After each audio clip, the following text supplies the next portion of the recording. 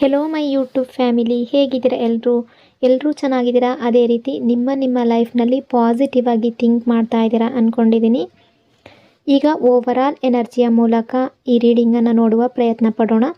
ಇದು collective, timeless, general reading ಆಗಿರುತ್ತೆ. General reading ಆಗಿರೋದ್ರಿಂದ ಜನರಲ್ ರೀತಿಯಲ್ಲಿ ನೀವು ಇದನ್ನು ಜಡ್ಜ್ ಮಾಡಬೇಕಾಗುತ್ತೆ.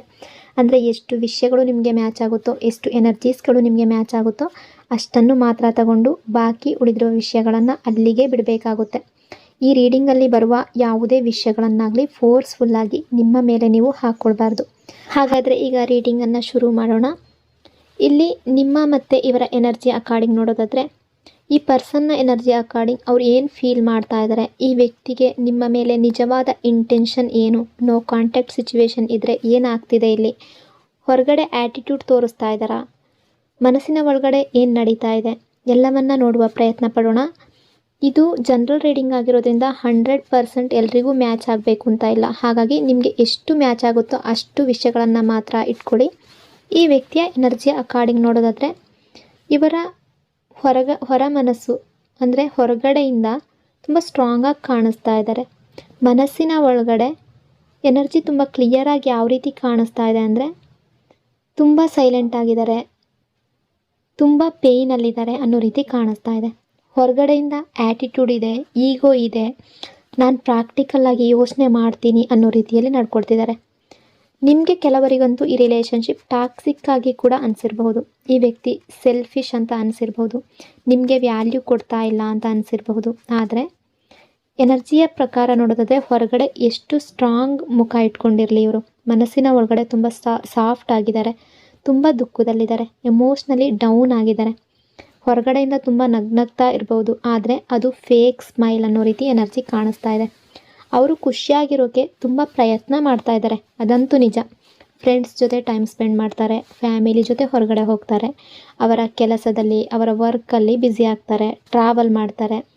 ಆದರೆ ಅವರ ಮನಸ್ಸಿನ ಒಳಗಡೆಯಿಂದ ಸ್ಯಾಟಿಸ್ಫ್ಯಾಕ್ಷನ್ ಅನ್ನೋದು ಇಲ್ಲ. ಯಾಕೆ ಗೊತ್ತಾ? ಅವರ ಸ್ಯಾಟಿಸ್ಫ್ಯಾಕ್ಷನ್ ಏನು ಅಂದರೆ ನೀವು ಅಂತ ಅಂದ್ಕೊಳ್ತಿದ್ದಾರೆ. ಪ್ರೆಸೆಂಟ್ ಎನರ್ಜಿ ಆ ರೀತಿ ಕಾಣ್ತಾ ಇದೆ. ಅವರ ಹ್ಯಾಪಿನೆಸ್, ಅವರ ಖುಷಿ ನೀವು ಅಂತ ಅಂದ್ಕೊಳ್ತಿದ್ದಾರೆ. ನೀವೇ ಅವರ ಪ್ರಪಂಚ ಅಂತ ಯೋಚನೆ ಮಾಡ್ತಾ ಇದ್ದಾರೆ. ನನಗೆ ನಿಜವಾದ ಪ್ರೀತಿ ಕೊಡೋದು ಈ ವ್ಯಕ್ತಿ ಮಾತ್ರ ಅಂತ ಅಂದ್ಕೊಳ್ತಾ ಇದ್ದಾರೆ. ನಿಮ್ಮಿಂದ ಸಿಗುವ ಪ್ರೀತಿ, ನಿಮ್ಮಿಂದ ಸಿಗುವ ಕೇರ್, ನಿಮ್ಮಿಂದ ಸಿಗುವ ಅಟೆನ್ಷನ್ ಅದು ಬೇರೆ ಎಲ್ಲಿ ಕೂಡ ಸಿಗಲ್ಲ ಅಂತ ಅರ್ಥ ಮಾಡ್ಕೊಂಡಿದ್ದಾರೆ. ನಿಮ್ಮ ವ್ಯಾಲ್ಯೂ ಏನು ಅಂತ ಈಗ ಅವರಿಗೆ ಅರ್ಥ ಆಗ್ತಾ ಇದೆ. ಬಟ್ ಎಕ್ಸ್ಪ್ರೆಸ್ ಮಾಡ್ತಾ ಇಲ್ಲ, ಪ್ರಾಕ್ಟಿಕಲ್ ಆಗಿದ್ದೀನಿ ಅನ್ನೋ ರೀತಿ ತೋರಿಸ್ಕೊಳ್ತಿದ್ದಾರೆ. ಫೀಲಿಂಗ್ಸ್ನ ಮನಸ್ಸಿನ ಒಳಗಡೆನೇ ಹಾಕ್ಕೊಳ್ತಾ ಇದ್ದಾರೆ, ಹೈಡ್ ಮಾಡ್ಕೊಳ್ತಾ ಇದ್ದಾರೆ. ಈಗ ನಿಮ್ಮಿಬ್ಬರ ನಡುವೆ ನೋ ಕಾಂಟ್ಯಾಕ್ಟ್ ಸಿಚುವೇಶನ್ ಇರ್ಬೋದು, ಕೆಲವರಿಗಂತೂ ಬ್ರೇಕಪ್ಪೇ ಆಗಿರಬಹುದು, ಕೆಲವರಿಗಂತೂ ಮಾತುಕತೆ ಅನ್ನೋದು ಕಡಿಮೆ ಆಗಿರಬಹುದು, ಕೆಲವರಿಗೆ ಸಂಪೂರ್ಣ ನೋ ಕಾಂಟ್ಯಾಕ್ಟ್ ಸಿಚುವೇಶನ್ ಕಾಣಿಸ್ತಾ ಇದೆ. ಆದರೆ ನಿಮ್ಮಿಬ್ಬರ ಲವ್ ಕನೆಕ್ಷನ್ ಏನಿದೆ ಅದು ಕಟ್ಟಾಗಿಲ್ಲ ಅನ್ನೋ ರೀತಿ ಎನರ್ಜಿ ಕಾಣಿಸ್ತಾ ಇದೆ. ಇಬ್ಬರು ದೂರ ಇರ್ಬೋದು, ಲಾಂಗ್ ಡಿಸ್ಟೆನ್ಸ್ ಇರ್ಬೋದು, ಮನಸ್ಸಿನಲ್ಲಿ ಕನೆಕ್ಟ್ ಆಗಿದ್ದೀರಾ. ಈ ಪರ್ಸನ್ ತುಂಬ ಪ್ರಯತ್ನ ಪಡ್ತಾ ಇದ್ದಾರೆ ಮೂವ್ ಆನ್ ಆಗೋದಕ್ಕೆ, ನಿಮ್ಮನ್ನು ಮರೆಯೋದಕ್ಕೆ, ಈ ರಿಲೇಷನ್ಶಿಪ್ಪಿಂದ ದೂರ ಹೋಗೋದಕ್ಕೆ, ಬಟ್ ಆಗಿಲ್ಲ. ಫ್ರೆಂಡ್ಸ್ ಜೊತೆ ಇದ್ದರೂ ಕೂಡ, ಬ್ಯುಸಿ ಇದ್ದರೂ ಕೂಡ, ಅಥವಾ ಫ್ಯಾಮಿಲಿ ಜೊತೆ ಟೈಮ್ ಸ್ಪೆಂಡ್ ಮಾಡಿದ್ರೂ ಕೂಡ ಅವ್ರಿಗೆ ನಿಮ್ಮ ನೆನಪು ಅನ್ನೋದು ಆಗಾಗ ಕಾಡ್ತಾ ಇರುತ್ತೆ. ನಿಮ್ಮ ನೆನಪಿನಿಂದ ಹೊರಗಡೆ ಬರೋದಕ್ಕೆ ಸಾಧ್ಯ ಆಗ್ತಾ ಇಲ್ಲ. ಇದು ಡಿವೈನ್ ಲವ್ ಅನ್ನೋ ರೀತಿ ಎನರ್ಜಿ ಕಾಣಿಸ್ತಾ ಇದೆ. ಒಂದು ಸಾಮಾನ್ಯವಾಗಿರೋ ಅಟ್ರ್ಯಾಕ್ಷನ್ ಅಲ್ಲ ರೀತಿ ಕಾಣಿಸ್ತಾ ಇದೆ. ಇದು ಟೈಮ್ ಪಾಸ್ ಅಲ್ಲ ಅನ್ನೋ ರೀತಿ ಕಾಣಿಸ್ತಾ ಇದೆ. ಅಂದರೆ ಸಿಚುವೇಶನ್ ಮೊದಲು ಯಾವುದೇ ರೀತಿ ಇರಬಹುದು, ಬಟ್ ಈ ಪರ್ಸನ್ ಈಗ ಥಿಂಕ್ ಮಾಡ್ತಾ ಇದ್ದಾರೆ. ಇವರ ಹೃದಯದಿಂದ ಹೃದಯಕ್ಕೆ ಕನೆಕ್ಷನ್ ಇರೋ ರೀತಿ ಕಾಣಿಸ್ತಾ ಇದೆ. ಅಂದರೆ ಹಾರ್ಟ್ ಟು ಹಾರ್ಟ್ ಕನೆಕ್ಷನ್ ಕಾಣಿಸ್ತಾ ಇದೆ. ಇಲ್ಲಿ ಕೆಲವೊಮ್ಮೆ ನಿಮ್ಮಿಬ್ಬರ ನಡುವೆ ಫೈಟ್ ಆಗಿರಬಹುದು, ಮಿಸ್ಅಂಡರ್ಸ್ಟ್ಯಾಂಡಿಂಗ್ ಬಂದಿರಬಹುದು. ಆದರೆ ಬಟ್ ಪ್ರೆಸೆಂಟ್ ಎನರ್ಜಿಯ ಪ್ರಕಾರ ಈ ಪರ್ಸನ್ಗೆ ನಿಮ್ಮ ಮೇಲೆ ಪ್ರೀತಿ ಅನ್ನೋದು ತುಂಬ ಜಾಸ್ತಿ ಕಾಣಿಸ್ತಾ ಇದೆ. ಪ್ರೀತಿಯಲ್ಲಿ ಕೇವಲ ನೋವು ಮಾತ್ರ ಇದ್ದರೆ ಅದು ನಿಜವಾದ ಪ್ರೀತಿಯಲ್ಲ. ನಮ್ಮನ್ನು ಬೆಳೆಸೋ ಅಂಥದ್ದು ಪ್ರೀತಿ, ನಮ್ಮನ್ನು ನಾಶ ಮಾಡೋದು ಪ್ರೀತಿಯಲ್ಲ. ಅಂದರೆ ಕೇವಲ ಹರ್ಟ್ ಪಡ್ತಾನೆ ಇರೋದು, ನೋವು ಪಡ್ತಾನೆ ಇರೋದು ಅದು ಪ್ರೀತಿಯಲ್ಲ. ಹಾಗಾಗಿ ಯಾವಾಗ ಪ್ರೀತಿ ಅರ್ಥ ಆಗುತ್ತೆ ಅಂದರೆ, ಆ ಪರ್ಸನ್ಗೂ ಕೂಡ ನಿಮ್ಮ ಮೇಲೆ ಕೇರ್ ಅನ್ನೋದು ಇರಬೇಕು. ಆ ಪರ್ಸನ್ಗೂ ಕೂಡ ನಿಮ್ಮ ಮೇಲೆ ಲವ್ ಅನ್ನೋದು ಇರಬೇಕು. ಇಬ್ಬರಿಗೂ ಕೂಡ ಈಕ್ವಲ್ ಆಗಿ ಪ್ರೀತಿ ಅನ್ನೋದು, ಕೇರ್ ಅನ್ನೋದು ಇದ್ದರೆ ಅದನ್ನು ಪ್ರೀತಿ ಅಂತ ಹೇಳ್ಬೋದು. ಬಟ್ ಒಬ್ಬರ ಕಡೆಯಿಂದ ಕೇವಲ ನೋವು ಅನ್ನೋದು ಸಿಗ್ತಾ ಇದೆ ಅನ್ನೋದಾದರೆ ಅದು ಪ್ರೀತಿ ಅಲ್ಲ. ಈಗ ಈ ಪರ್ಸನ್ಗೆ ಇವರ ತಪ್ಪಿನ ಅರಿವಾಗಿದೆ. ಈ ಪರ್ಸನ್ ಈಗ ರಿಗ್ರೆಟ್ ಫೀಲ್ ಮಾಡ್ತಿದ್ದಾರೆ. ಅಂದರೆ ಮೊದಲು ಅವ್ರು ಯಾವ ರೀತಿಯೇ ಬಿಹೇವ್ ಮಾಡಿರಬಹುದು. ಎನರ್ಜಿ ಅಕಾರ್ಡಿಂಗ್ ನೋಡೋದಾದರೆ ನಿಮ್ಮನ್ನು ಹರ್ಟ್ ಮಾಡಿದರೆ, ನಿಮ್ಮ ಮನಸ್ಸಿಗೆ ನೋವು ಕೊಟ್ಟಿದ್ರೆ ಅದು ಮಿಸ್ಟೇಕ್ ಆಗಿತ್ತು ಅಂತ ಈಗ ಅರ್ಥ ಆಗ್ತಾ ಇದೆ. ಈ ಹಿಂದೆ ಪಾಸ್ಟ್ನಲ್ಲಿ ಈ ವ್ಯಕ್ತಿ ಯಾವುದೋ ಒಂದು ವಿಷಯದ ಬಗ್ಗೆ ನಿಮ್ಮ ಹತ್ರ ಸುಳ್ಳು ಹೇಳಿರ್ಬೋದು ಅಥವಾ ಫೇಕ್ ಪ್ರಾಮಿಸ್ ಕೊಟ್ಟಿರಬಹುದು. ಕೆಲವರು ನಿಮ್ಮ ಎಕ್ಸ್ಪೆಕ್ಟೇಷನನ್ನು ಇವರು ಮುರಿದಿರಬಹುದು, ಅಂದರೆ ಚೀಟ್ ಮಾಡಿರಬಹುದು. ಬಟ್ ಅದರ ಕರ್ಮದ ಫಲ ಇವ್ರಿಗೆ ಸಿಗ್ತಾ ಇದೆ. ಅವರ ಲೈಫ್ನಲ್ಲಿ ಯಾರೇ ಇರಬಹುದು, ಈಗ ಫ್ಯಾಮಿಲಿ, ಫ್ರೆಂಡ್ಸ್, ಕೊಲೀಗ್ಸ್, ತುಂಬ ಜನರ ಜೊತೆ ಇವರು ಹೊರಗಡೆ ಸುತ್ತಾಡ್ತಾ ಇರ್ಬೋದು, ಅಂದರೆ ಫ್ರೆಂಡ್ಸ್ಗಳ ಜೊತೆ ಇರಬಹುದು, ಟೈಮ್ ಸ್ಪೆಂಡ್ ಮಾಡ್ತಾ ಇರಬಹುದು, ಇವರ ಕೆರಿಯರಲ್ಲಿ ಬ್ಯುಸಿ ಆಗಿರಬಹುದು. ಆದರೆ ನಿಮ್ಮ ಜೊತೆ ಇದ್ದ ಕನೆಕ್ಷನ್ನೇ ಅದೇ ಬೇರೆ ಅಂತ ಫೀಲ್ ಆಗ್ತಾ ಇದೆ. ನಿಮ್ಮನ್ನು ರೀಪ್ಲೇಸ್ ಮಾಡೋದಕ್ಕೆ ಇವರಿಂದ ಸಾಧ್ಯ ಆಗ್ತಾ ಇಲ್ಲ. ಪ್ರಾಬ್ಲಮ್ ಏನು ಅಂತ ನೋಡೋದಾದರೆ ಈ ಪರ್ಸನ್ ಯೋಚನೆ ಮಾಡದೆ ನಡ್ಕೊಳ್ತಾರೆ ಅಂತ ಅನ್ನಿಸ್ತಾ ಇದೆ. ಅಂದರೆ ಯಾವುದೇ ಒಂದು ತೀರ್ಮಾನ ತಗೊಳ್ಬೇಕಾದ್ರೆ ಅವರು ಯೋಚನೆ ಮಾಡೋದಿಲ್ಲ, ಸಡನ್ನಾಗಿ ಅವರು ಡಿಸಿಷನ್ ತಗೊಳ್ತಾರೆ. ನಿಮಗೆ ಎಷ್ಟು ನೋವಾಗ್ತಾ ಇದೆ ಅಂತ ಅರ್ಥ ಮಾಡ್ಕೊಳ್ಳೋದಿಲ್ಲ. ಅವ್ರು ಅಂದ್ಕೊಳ್ತಾರೆ, ನಾನು ನನ್ನ ರೆಸ್ಪಾನ್ಸಿಬಿಲಿಟಿ ಮಾಡ್ತಾ ಇದ್ದೀನಿ, ಟೈಮ್ ಸಿಕ್ಕಾಗ ಬರ್ತೀನಿ, ಟೈಮ್ ಸಿಕ್ಕಾಗ ಮಾತಾಡ್ತೀನಿ. ಅಂದರೆ ನಿಮ್ಮ ರಿಲೇಷನ್ಶಿಪ್ಪಲ್ಲಿ ಇವರು ಇವರ ಕೆಲಸದಲ್ಲಿ ಬ್ಯುಸಿಯಾಗಿರ್ತಾರೆ, ಇವರ ಫ್ಯಾಮಿಲಿ ಜೊತೆ ಬ್ಯುಸಿಯಾಗಿರ್ತಾರೆ. ಬಟ್ ಇವ್ರಿಗೆ ಯಾವಾಗ ಟೈಮ್ ಸಿಗುತ್ತೋ ಆಗ ನಿಮ್ಮ ಹತ್ರ ಬರ್ತಾರೆ. ಆ ರೀತಿ ಥಿಂಕ್ ಮಾಡುವ ವ್ಯಕ್ತಿ ಅಂತ ಅನ್ನಿಸ್ತಾ ಇದೆ. ಬಟ್ ನೀವು ಇವರ ಮೇಲೆ ತುಂಬ ಅಂದರೆ ತುಂಬ ಎಕ್ಸ್ಪೆಕ್ಟೇಷನನ್ನು ಇಟ್ಟಿದ್ದೀರಾ. ಇವರ ಪ್ರೀತಿ ಬೇಕು, ಈ ರಿಲೇಷನ್ಶಿಪ್ಪಲ್ಲಿ ಎಫರ್ಟ್ ಬೇಕು, ಇವರು ಆ್ಯಕ್ಷನ್ ತಗೊಳ್ಬೇಕು ಅಂತ ಅಂದ್ಕೊಳ್ತೀರಾ. ಆದರೆ ಬಟ್ ಇವರ ಕಡೆಯಿಂದ ಆ್ಯಕ್ಷನ್ ಅನ್ನೋದು ಯಾವುದೇ ಕಾರಣಕ್ಕೂ ನಿಮಗೆ ಸಿಕ್ಕಿಲ್ಲ ಅಂತ ಅನ್ನಿಸ್ತಾ ಇದೆ, ಅಥವಾ ಡಿಸಿಷನ್ ತಗೊಂಡಿಲ್ಲ ಅಂತ ಅನ್ನಿಸ್ತಾ ಇದೆ. ಇಲ್ಲಿ ಇಬ್ಬರ ಕಡೆಯಿಂದನೂ ವೇಟಿಂಗ್ ಎನರ್ಜಿ ಅನ್ನೋದು ಕಾಣಿಸ್ತಾ ಇದೆ. ಇಬ್ಬರು ಕೂಡ ವೆಯ್ಟ್ ಮಾಡ್ತಾ ಇದ್ದೀರಾ. ನೀವು ವೆಯ್ಟ್ ಮಾಡ್ತಾ ಇದ್ದೀರಾ ಈ ವ್ಯಕ್ತಿ ಬದಲಾಗ್ತಾರಾ ಅಂತ.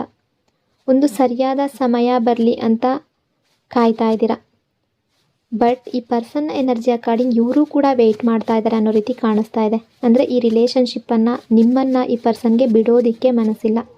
ಯಾಕೆಂದರೆ ನಿಮ್ಮಂತಹ ವ್ಯಕ್ತಿ ಮತ್ತೆ ಇವರ ಲೈಫ್ನಲ್ಲಿ ಸಿಗೋದಿಲ್ಲ ಅಂತ ಇವ್ರಿಗೆ ಗೊತ್ತು. ಅದೇ ರೀತಿ ನಿಮ್ಮ ಬ್ಯೂಟಿ, ನಿಮ್ಮ ಮನಸ್ಸು, ನಿಮ್ಮ ಪ್ರೀತಿ, ನಿಮ್ಮ ಪರ್ಸ್ನಾಲಿಟಿ ಅವ್ರಿಗೆ ತುಂಬ ಇಷ್ಟ. ನಿಮ್ಮಲ್ಲಿ ಯಾವುದೇ ಕೊರತೆ ಇದೆ ಅಂತ ಇವ್ರು ಅಂದ್ಕೊಳ್ತಾ ಇಲ್ಲ. ಬಟ್ ಟೈಮ್ ತಗೊಳ್ತಿದ್ದಾರೆ ಆ್ಯಕ್ಷನ್ ತಗೊಳ್ಳೋದಕ್ಕೆ ಅನ್ನೋ ರೀತಿ ಎನರ್ಜಿ ಶೋ ಆಗ್ತಾ ಇದೆ. ಇಲ್ಲಿ ಇಬ್ಬರ ಎನರ್ಜಿ ಅಕಾರ್ಡಿಂಗ್ ನೋಡೋದಾದರೆ ಇಬ್ಬರೂ ಕೂಡ ಕನ್ಫ್ಯೂಸ್ಡ್ ಆಗಿದ್ದೀರಾ. ನೀವು ಈ ಪರ್ಸನ್ನ ಟ್ರಸ್ಟ್ ಮಾಡೋದ್ರಲ್ಲಿ ಹಿಂದೆ ಇದ್ದೀರಾ ಅಂತ ಅನ್ನಿಸ್ತಾ ಇದೆ. ಅಂದರೆ ಇವರ ಬಿಹೇವಿಯರ್ ಆ ರೀತಿ ಇರಬಹುದು. ನೀವು ಈ ಪರ್ಸನ್ನ ಟ್ರಸ್ಟ್ ಮಾಡ್ತಾ ಇಲ್ಲ. ನೀವು ಈ ವ್ಯಕ್ತಿಯಿಂದ ಅಥವಾ ಈ ರಿಲೇಷನ್ಶಿಪ್ಪಿಂದ ದೂರ ಆಗಬೇಕು ಅಂತ ತುಂಬ ಸಲ ಯೋಚನೆ ಮಾಡಿರಬಹುದು. ಬಟ್ ಅದು ಆಗಿಲ್ಲ. ಅದೇ ರೀತಿ ಈ ಪರ್ಸನ್ಗೂ ಕೂಡ ನಿಮ್ಮನ್ನು ಮರೆಯೋದಕ್ಕೆ ಆಗಿಲ್ಲ. ಇದು ಎಮೋಷ್ನಲ್ ಅಟ್ಯಾಚ್ಮೆಂಟ್, ಡೀಪ್ ಕನೆಕ್ಷನ್ ಅನ್ನೋ ರೀತಿ ಕಾಣಿಸ್ತಾ ಇದೆ. ಈಗ ಎನರ್ಜಿಯ ಪ್ರಕಾರ ಇವರ ಟ್ರೂ ಇಂಟೆನ್ಷನ್ ಏನು ಅಂತ ನೋಡೋದಾದರೆ, ಅವರು ನಿಮಗೆ ಯಾವುದೇ ರೀತಿಯಿಂದಲೂ ತೊಂದರೆ ಮಾಡಬೇಕು ಅಂತ ಅಂದ್ಕೊಳ್ತಾ ಇಲ್ಲ. ನೆಗೆಟಿವ್ ಥಾಟ್ಸ್ ಅನ್ನೋದು ಇಲ್ಲ. ಹರ್ಟ್ ಮಾಡೋದು ಇವರ ಇಂಟೆನ್ಷನ್ ಅಲ್ಲ. ಸಿಚುವೇಶನ್, ಈಗೋ, ಮೆಚ್ಯೂರಿಟಿಯ ಕೊರತೆ ಇವುಗಳಿಂದ ಈ ಪ್ರಾಬ್ಲಮ್ ಬಂದಿದೆ ಅಂತ ಎನರ್ಜಿ ಕಾಣಿಸ್ತಾ ಇದೆ. ಆದರೆ ಮನಸ್ಸಿನೊಳಗಡೆ ನಿಮಗೆ ಕೆಟ್ಟದನ್ನು ಬಯಸ್ತಾ ಇಲ್ಲ. ಅವರು ಹೇಳೋಕ್ಕೆ ಆಗದೇ ಇರುವ ಮಾತು ತುಂಬ ಇದೆ ಇವರ ಮನಸ್ಸಿನಲ್ಲಿ.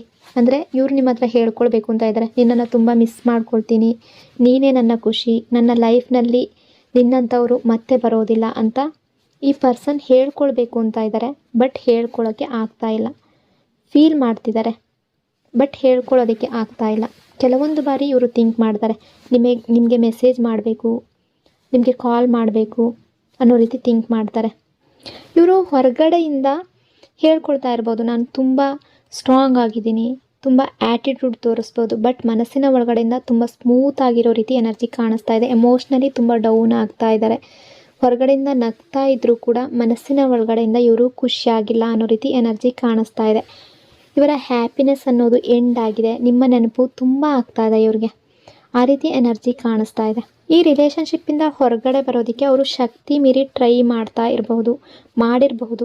ಬಟ್ ಅದು ಸಾಧ್ಯ ಆಗಿಲ್ಲ ಅವ್ರಿಗೆ. ನಿಮ್ಮನ್ನು ಅವಾಯ್ಡ್ ಮಾಡೋದಕ್ಕೆ ಕಷ್ಟ ಆಗ್ತಾ ಇದೆ.